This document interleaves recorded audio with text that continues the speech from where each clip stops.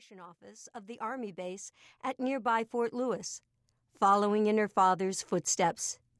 "Make it a summer wedding," Emily had asked them, "before school starts."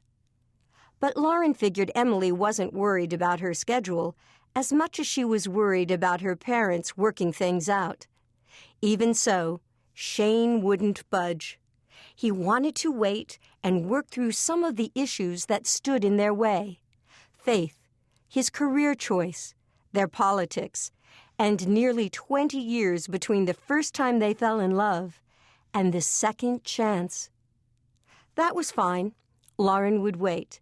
She'd do whatever it took to prove to Shane that she could deal with all this. The smallness of Fallon, Nevada, the hour's drive west to the Fallon airport every time her editors at Time magazine sent her on an assignment, and the incessant sound of fighter jets overhead. She could learn to deal with all of it, right? Even if there were days when being so close to a military base threatened her sanity. Shane set the plates down and turned into her arms. "So you're saying," he wove his fingers through her straight blonde hair, "I have nothing to wonder about." At his touch, the warm tone in his voice, Lauren's world righted itself. She relaxed in his embrace. "Nothing." "All right, then." He kissed the tip of her nose. "I'll get the lasagna." As long as Shane responded to her this way, as long as it took only her kiss to send him into her arms, then she could find a way to live here. She had to find a way. Yes, she was still writing military features for the magazine and flying around the country for interviews several times each month. Most of the time, that was enough. So what if some days she wanted to jump on a plane and head back to Afghanistan, to her work as a Time magazine war correspondent? Never mind that she still mistrusted the government and the military and their roles in the Iraqi war. Never mind that her fiancé's political views were on the other end of the hemisphere from hers. As long as she had Shane, she could look past all of it. The doorbell rang, and Lauren took a step back from the table. Their company had arrived. 3 couples, none of whom she knew. Not really. 2 of the guys worked with Shane in the training department, and the third was a pilot they were considering as an addition to the instruction staff. Each was bringing his wife. Lauren took a deep breath. The conversation would be predictable, but she would smile through every minute. She headed for the door, glancing over her shoulder. "I'll get it." "Thanks." Shane didn't sound at all concerned. His opinionated fiancée was about to share an evening with 3 couples whose viewpoints didn't line up with hers, but he wasn't uptight. He trusted her. The thought eased her tension.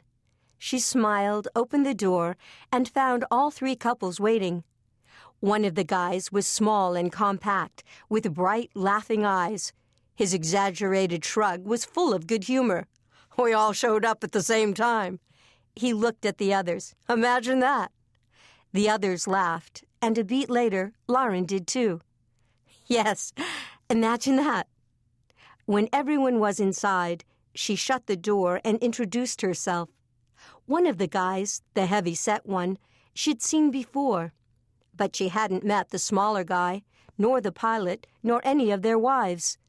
Lauren felt better once they were past the introductions. The wives, Becky, a redhead, Sally, a blonde, and Anne, a petite brunette, seemed friendly enough. Becky noticed Lauren's colorful beaded necklace. "I haven't seen anything like it." The woman looked a little too well put together. She moved in closer and studied the beads.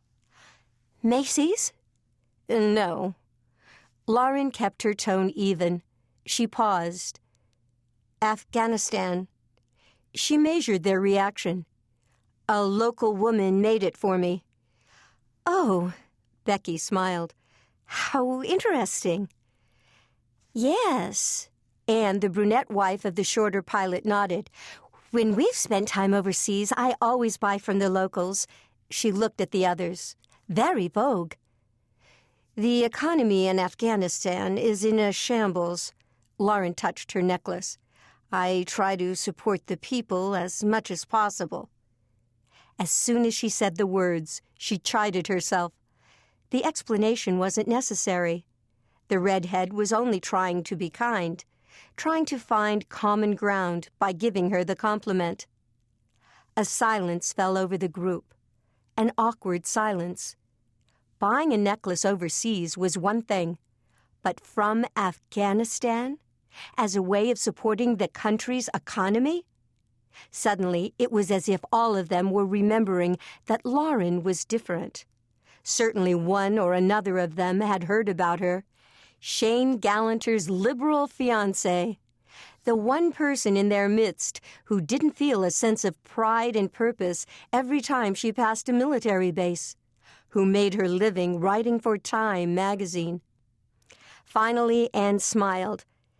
Those Afghani women must cherish the freedom to make and sell their wares. Touché. Lauren gritted her teeth and kept herself from responding. The brunette was right. If Afghanistan hadn't been liberated, the women couldn't have presented themselves or their jewelry in public. But there were other problems, life-threatening issues that faced the Afghani people and the Iraqis. What was the United States doing about that? Shane found them in the entryway. He seemed to sense that things were a bit tense. Well, he clapped his hands. Lauren and I made our best lasagna. He gestured down the hall toward the dining room and kitchen. Let's move in and we can get started. The others were happy to follow him. As he walked down the hall, Shane grinned at the guys and nodded at their wives. I'll tell you what, he shook the pilot's hand. That was some fancy flying you did the other day. No doubt. The heavier guy took the spot on the other side of Shane. Best flying I've seen in years. The women formed a small cluster as they headed into the dining room. Speaking of Macy's, Becky tossed her red hair. It's their big sale this week. I thought it was coming up. Anne eased her designer purse onto her shoulder and laughed. Sounds like a date night, ladies. They rounded the corner and spilled into the dining room. Country music played from the living room, something slow and crooning. Shane took the pitcher of iced tea and held it up. Anyone thirsty? The guys each reached for a glass, but the women kept talking. Lauren hung back in the hallway, pretending to arrange the vase of flowers Shane had bought for the evening. Any night but Wednesday. Sally pulled a face that made the other women smile. Youth group meets at our house on Wednesdays. And Chad wouldn't miss that. Anne poked her finger in the air. The kid hated church until high school. Now you can't keep him away from the youth group. I think maybe Chad's noticing the girls more than the gospel. Becky raised an eyebrow. Whatever. Anne moved toward the guys and the iced tea. As long as he's going. Okay, so Macy's any night but Wednesday. Becky pretended to jot a note. Let's aim for Tuesday. Nods of approval followed, and the plan seemed set. Lauren was still in the hallway, staring at the women. Was this what Shane wanted her to be? Someone whose greatest challenge in a given week was whether Tuesday or Wednesday would be better for shopping at Macy's? Whether the kids liked youth group because of the gospel or the girls? Then, as if a switch had been flipped, she caught herself. What was she doing, being silently critical of these women? Critical and judgmental and mean-spirited. Were her views against the war so entrenched that she would dislike a group of military wives simply for who they married? Regret and sorrow came over her in a rush. She had no right to judge these women or challenge them. They played both father and mother to their kids much of the time, and during wartime, they faced losses other people couldn't understand. She drew a slow breath. She would change her mood now, before they thought she was a terrible person. before Shane